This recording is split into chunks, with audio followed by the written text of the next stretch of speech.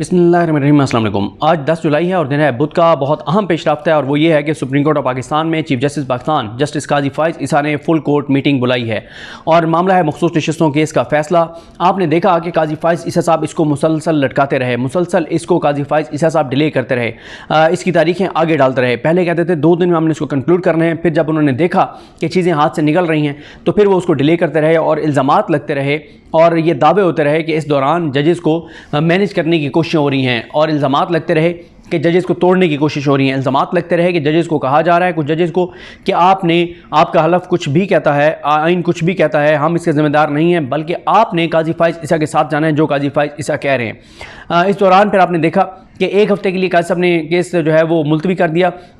हालांकि टोटल जो है वो 20 मिनट चाहिए थे, 10 मिनट सलमान अकरम राजा साहब को और 10 मिनट फैसल सिद्दीकी साहब को, लेकिन काजी साहब ने फिर भी इतनी लंबी तारीख डाल दी।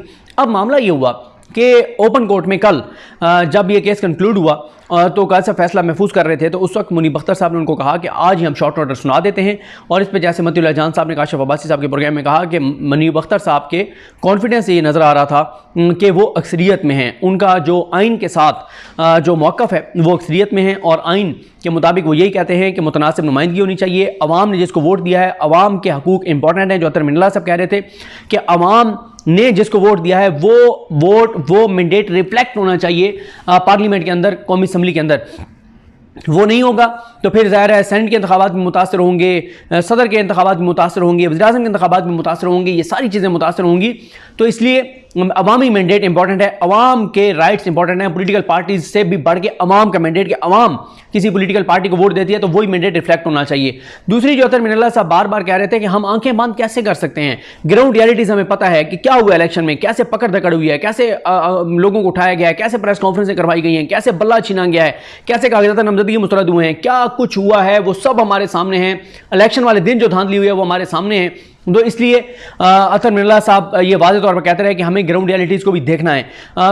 लेकिन काजी साहब ने फैसला नहीं सुनाया और फिर ये पहला फैसला था जो काजी साहब ने जितने भी नून लीग के हक में फैसले आए हैं, जितने भी इस निज़ाम के हक में फैसले आए हैं, जितने भी पीटीआई के खिलाफ फैसले आए हैं, चाहे वो बल्ले वाला फैसला हो, बल्ले वाले फैसले की आप टाइमिंग तो देखें कि बल्ले वाला रात कितने बजे काजी साहब ने छीना था, यानी मुझे एग्जैक्ट टाइम नहीं पता, लेकिन रात बहुत लेट नाइट जाकर और काजी फाइज ईसा साहब ने बल्ला छीना था बहुत लेट नाइट बैठ के।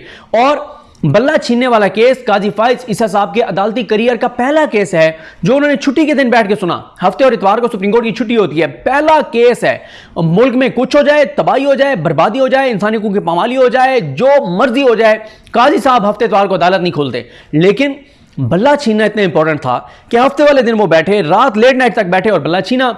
इसी तरह से रात लेट नाइट तक, उस शाम लेट तक बैठे रहे थे जब इलेक्शन कमीशन को कहा था कि अपील लेकर आओ। आरओज को जो मुअत्तल कर दिया था, आरओज का नोटिफिकेशन लाहौर कोर्ट ने, जिसमें उन्होंने कहा था कि ब्यूरोक्रेसी से नहीं अदलिये से आरओज लें, वो भी उन्होंने बहुत लेट जाकर और फैसला दिया था। और फिर वो बताते हैं कि एयरपोर्ट पर उन्होंने जो है उस ऑर्डर के ऊपर दस्तखत किए थे, यानी इस हद तक उन्होंने बैरून मुल्क जाना था छुट्टियों पर, लेकिन वो फैसला कर गए थे, इतनी जल्दी थी। यहाँ पर क्या मसला है? मसला वाज़ेह है कि काजी साहब के पास अक्सरियत नहीं रही। अब वो अक्सरियत कैसे मैनेज होगी? इल्ज़ामात लग रहे हैं और इतलात यारी हैं कि डेडलॉक है, इतलात हैं और इल्ज़ामात हैं कि काजी साहब जो है वो वोट तोड़ने की कोशिश कर रहे हैं, जजेस को मैनेज करने की, कुछ लोग कहते हैं कि मैनेज करवाने की कोशिश कर रहे हैं। लेकिन ये इंपॉर्टेंट है कि आज भी मखसूस नशिस्तों के केस का फैसला नहीं सुनाया जा सका। ये बहुत हैरान कुन है, ये बहुत सवालात उठाता है कि एक केस जो इतने दिनों से सुना, जो क्लैरिटी थी कि जिस जज ने जिधर जाना है वो जाए, लेकिन उसका फैसला क्यों नहीं सुनाया गया? मसले 4-5 हैं।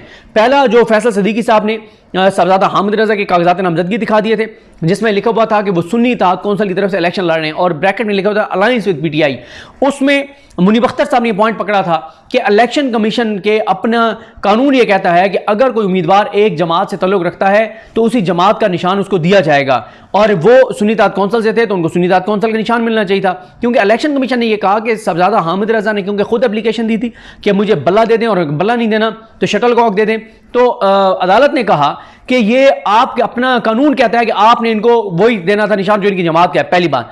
दूसरी बात यह है कि जब सलमान अकरम राजा साहब ने अदालत के सामने वो बल्लेबाज वाले मामले के बाद का फैसला रखा इलेक्शन कमीशन का, उसमें भी यही है। उसमें भी इलेक्शन कमीशन ने यह कहा था जब पीटीआई वाले बल्लेबाज पे इलेक्शन लड़ने जा रहे थे ताकि एक निशान पे लड़ सकें, तो इलेक्शन कमीशन ने बैठकर एक ऑर्डर कर दिया था कि एक पॉलिटिकल पार्टी के मेंबर को दूसरी पॉलिटिकल पार्टी का निशान नहीं दिया जा सकता। तो यहां पे भी सबसे ज्यादा हामिद रजा सुन्नी इत्तेहाद कौंसिल के उम्मीदवार थे आप। और तीसरी बात यह है कि उन्होंने, क्योंकि लिखा हुआ है कि सुन्नी इत्तेहाद कौंसिल से वो हैं और उन्होंने इस चीज को विड्रॉ नहीं किया, तो निशान कोई भी हो वो सुन्नी इत्तेहाद कौंसिल के उम्मीदवार थे और सुन्नी इत्तेहाद कौंसिल के रिटर्न कैंडिडेट थे। अगर ये बात मान ली जाए काजी फाइज ईसा ग्रुप की और नून लीग की कि जनाब मखसूस आज़ाद उम्मीदवार उस पार्टी में शामिल हो सकते हैं जो पार्लिमानी पार्टी हो, और पार्लिमानी पार्टी वो होगी जो कम से कम एक नशिस्त जीत कर आए, तो उसमें भी सादाना हामिद रजा आते हैं। फिर दूसरा जो इसमें मसला आया वो आया जब सलमान अकरम राजा साहब ने पूरी बाजी पलट दी। जब सलमान अकरम राजा ने अदालत के सामने अपने सारे फॉर्म्स रख दिए और बताया अदालत को कि इलेक्शन कमीशन ने रिकॉर्ड छुपाया है, झूठ बोला है, 2 नंबरी की है, अदालत के साथ एक गंदा खेल खेला है, काजी साहब उस पर चुप रहे। लेकिन उसमें मसला यह है कि सलमान राजा साहब ने बताया, जैसे बैरिस्टर गौर साहब ने पहले बताया था, कि पीटीआई के पूरे पाकिस्तान में जितने भी उम्मीदवार थे एक एक डॉक्यूमेंट कागजात नामजदगी उन्होंने वो पीटीआई से जमा कराया है, जिसमें डिक्लेरेशन पीटीआई का था कि हम पीटीआई से हैं, और सर्टिफिकेट भी बाद में पीटीआई का दिया, वो जो टिकट है, लेकिन वो इलेक्शन कमीशन के लगाए गए करप्ट ब्यूरोक्रेट्स जो आरओज हैं, उन्होंने करप्ट ब्यूरोक्रेट्स ने वो लेने से इनकार कर दिया, क्योंकि वो इस सारे खेल का हिस्सा थे। मुल्क को तबाह और बर्बाद करने के लिए जो 8 फरवरी के इंतखाबात की साजिश थी, 8 फरवरी के इंतखाबात इस मुल्क के मुस्तकबिल के साथ सबसे बड़ी साजिश थी। पाकिस्तान के दुश्मनों को पाकिस्तान पे अब हमला करने की कोई जरूरत नहीं है। उन्होंने 8 फरवरी के इंतखाबात के जरिए पाकिस्तान को इतना कमजोर कर दिया है और ऐसे लोग मुसल्लत कर दिया पाकिस्तान पे कि ये काफी है, उनको आगे क्या जरूरत है, यहां पे आके टैंक चलाने की, बमबारी करने की, हमला करने की उनको जरूरत ही नहीं है।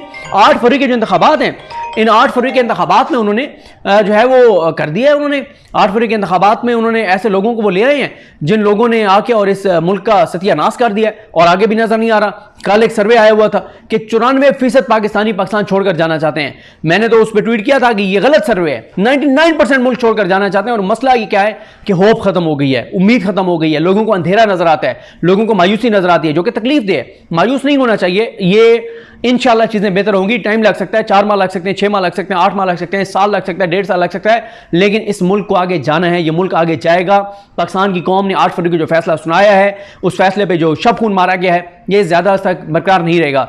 तो ये वाला एक मामला है। फिर एक चीज और जो इलेक्शन कमीशन जवाब नहीं दे सका कि किस कानून के तहत उन्होंने पीटीआई के उम्मीदवारों को आजाद उम्मीदवार डिक्लेयर किया, इसका भी वो जवाब नहीं दे सके। जमाल खान मुदखिल साहब रिमार्क्स तो यही देते रहे, लेकिन जाहिर है फिर जमाल खान मुदखिल साहब के बारे में यही है कि वो रिमार्क्स जो भी दें, लेकिन एंड में वो काजी फैसल साहब के साथ जाते हैं। लेकिन याहिया अफरीदी साहब ने ये कहा कि 6 डॉक्यूमेंट्स तो इलेक्शन कमीशन ने जो झूठा रिकॉर्ड पेश किया, जो नामुकम्मल रिकॉर्ड पेश किया, उसमें भी 6 तो कागजात ऐसे थे, कागजात नामजदगी, जिसमें डिक्लेरेशन भी पीटीआई का है, जिसमें सर्टिफिकेट भी पीटीआई का है। तो ये जज से सवाल किया कि इनको आपने कैसे जो है वो आजाद डिक्लेयर कर दिया, ये तो आजाद डिक्लेयर इसको नहीं कर सकते थे, आपने कैसे इनको आजाद डिक्लेयर कर दिया है। तो ये भी एक बड़ा मामला था।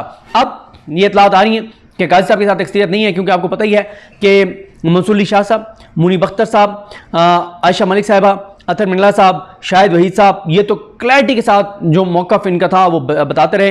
हसन अज़हर रिजवी साहब के भी रिमार्क्स आपके सामने हैं और याहिया अफरीदी साहब के भी रिमार्क्स आपके सामने हैं। हाँ, काजी साहब के साथ अमीनुद्दीन खान साहब, मोहम्मद अली मज़हर साहब और इरफान सादत साहब और जमाल खान मुदखिल साहब, ये और एक और भी रह गए। बहरहाल ये 5-6 जजेस थे, जो ज़ाहिर है 5 जजेस जो हैं वो काजी साहब के साथ जा सकते हैं, लेकिन दूसरी तरफ जो है वो 7 जजेस बनते हैं।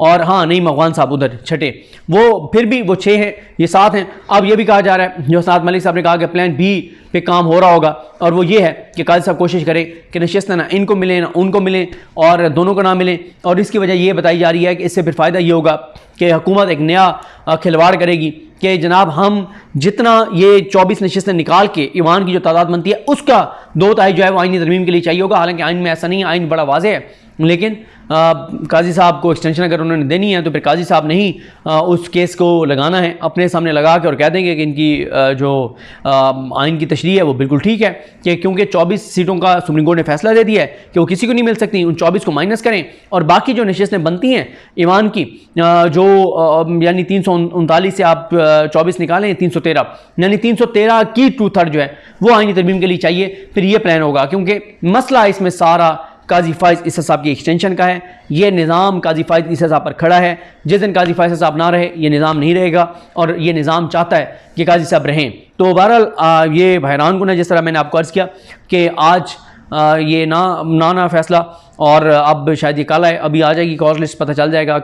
कल नहीं आता तो फिर ज़ाहिर है जुमे को तो आ ही जाएगा। और इसमें ये भी है कि अभी आगे बात करेंगे अगली वीडियो में, जो इमरान खान साहब ने काजी फैसल साहब पर एतराज़ उठा दिया है, तो कहा जा रहा है कि अब तो काजी साहब और पर्सनल हो जाएंगे और कहेंगे कि मैंने हर सूरत में इमरान खान के खिलाफ फैसला देना है। तो ज़ाहिर है जब एक चीफ जस्टिस के बारे में ये तासुर बन जाए कि वो आइन और अपने हलफ पर नहीं, बुग़्ज़, अना और नफ़रत पर फैसले देता है, तो ये बहुत ख़तरनाक है किसी भी मुल्क के लिए। अल्लाह करीम पाकिस्तान पर रहम करें, करम करें। मुझे अपनी दुआ में याद रखें, और जैसे ही कॉज लिस्ट आएगी आपको आगाह करेंगे। देखते हैं कॉज लिस्ट आ सकती है आज, और जिसमें बताया जाएगा कि कल 11:30 बजे या कितने बजे जो है वो ये फैसला सुनाया जाएगा। कल 11:30 बजे, क्योंकि वो भी केस है मिलिट्री कोर्ट्स वाला भी, लेकिन हो सकता है उससे पहले ही फैसला सुना दिया जाए, 11 बजे सुना दिया जाए, 2 बजे सुना दिया जाए।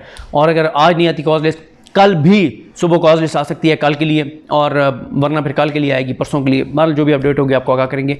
मुझे अपनी दुआ में याद रखें। अल्लाह करीम हम सबका हमें नासर हो। अल्लाह हाफ़िज़।